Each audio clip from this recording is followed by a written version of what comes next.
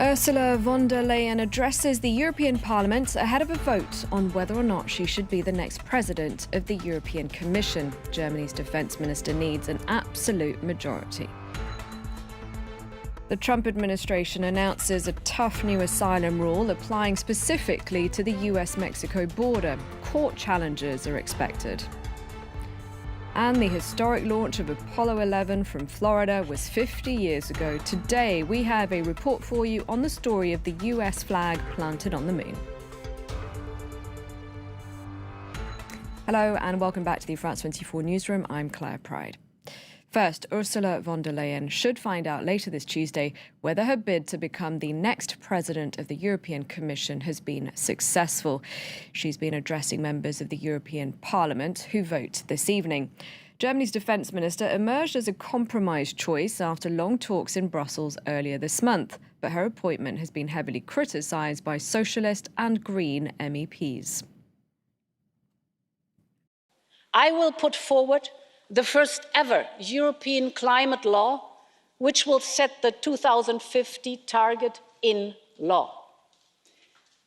This increase of ambition will need investment on a major scale. Public money will not be enough. I will propose a Sustainable Europe investment plan and turn parts of the European Investment Bank into a climate bank. This will unlock €1 trillion of investment over the next decade. For more on that speech, I spoke to our correspondent in Brussels, Dave Keating. We really didn't hear anything that she hadn't already promised last week when she was meeting privately with the political groups of the European Parliament. But the point is to kind of set it all together and certainly to make some symbolic gestures. The biggest gestures she's made to the European Parliament is promising them a right of initiative so that they can originate their own laws. And also she said that she is open to extending the Brexit deadline, something supported by the European Parliament, but resisted by many EU national leaders, including French President Emmanuel Macron. Now, she got two pieces of good news so far in the debate reacting to her speech. One is that the Renew Europe group of Emmanuel Macron will support her, and the other is that the far right will not support her. It was a big question whether, perhaps just to kind of muddy the waters and play a spoiler here, that the far right parties, Marine Le Pen and Matteo Salvini, would support her as part of their Identity and Democracy group, but a spokesman for the group said no, they will vote against, the Brexit Party will vote against, and it looks like the hard-right ECR group will also vote against. So that's good news for her because she really didn't want to go past that critical threshold of 374 votes just because of some hard-right Eurosceptic MEPs. But that means she absolutely needs the support of the center-left Socialists and Democrats, and reacting to her speech, the leader of that group still withheld that support, saying that the group will make their decision this afternoon. So she still has some convincing to do in private meetings with that center-left Socialists and Democrats group this afternoon. They will be the decider here. Dave, what happens if she loses the vote?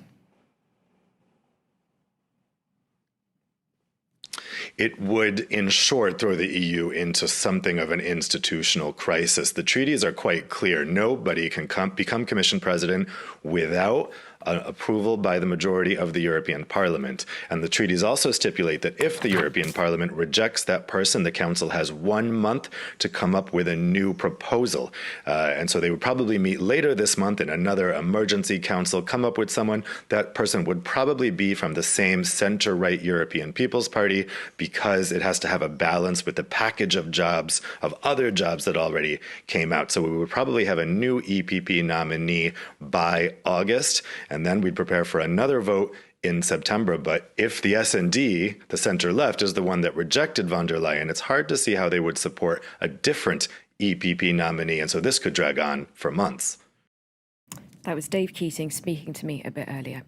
Moving on now to the Trump administration announcing a new asylum rule applying specifically to the US-Mexico border.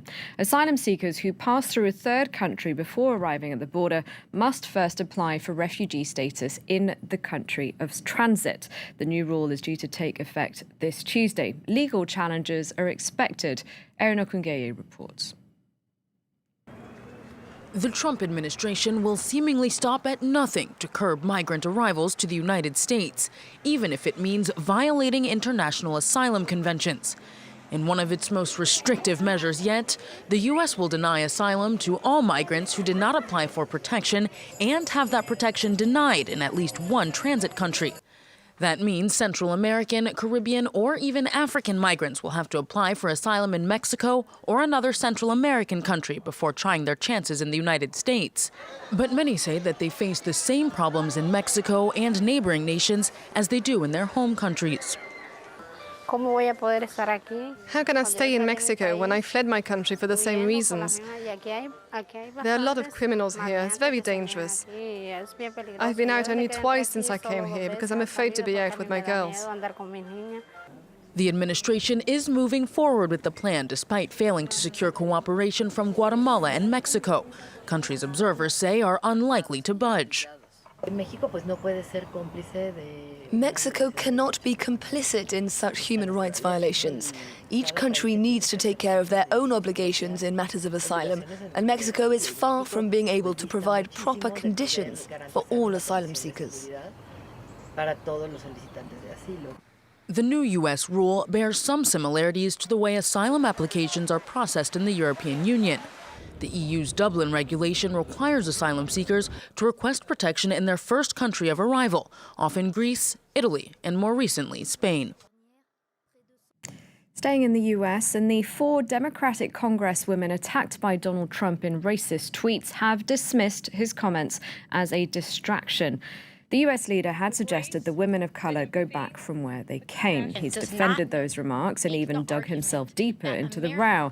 The 4 women say the comments are an attempt to distract from the corrupt and inhuman practices of Trump's administration.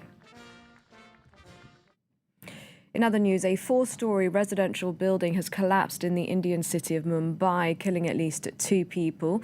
Several are believed to be trapped in the rubble. Local officials say the building was a century old and was home to 15 families.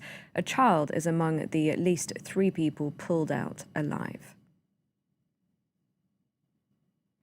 Now, 50 years ago this week, the US became the first country to land men on the moon. It was on July 20th, 1969, that Neil Armstrong uttered the famous words, "That's one small step for man, one giant leap for mankind." To mark this historic event, we have a special series of reports for you. Time now for the story of the planting of the US flag.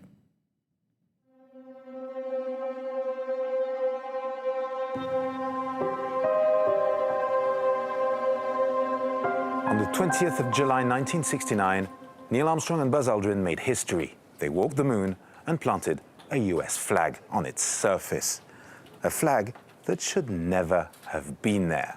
Tom Moser, chief engineer at the time at NASA, tells us the dark side of that story. About 2 weeks before the Apollo 11 mission, my boss came in late one evening and he said, the project is we're going to put a United States flag on the moon.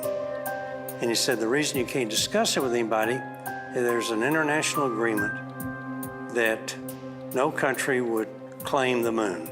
And so placing a flag on it was an indication that you were doing that. However, it was Congress's desire to have a flag on the moon. We built a prototype of the flag in the assembly, and I put it on a lunar ladder. Neil Armstrong got down, but on his way down the ladder, he jumped. Well, I thought I screwed up. I thought the ladder broke because we hung this flag on it. If the ladder broke, there's probably a sharp edge.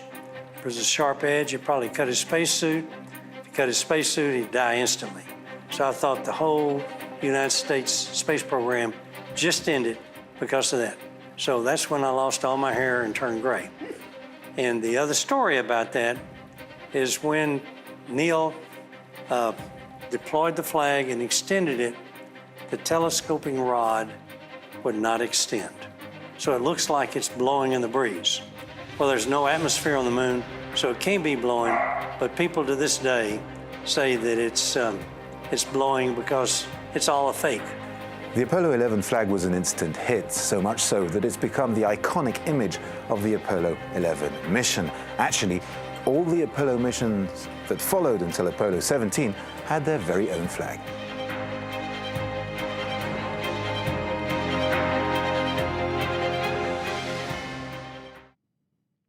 That's it for now. Thanks for watching. Stay tuned.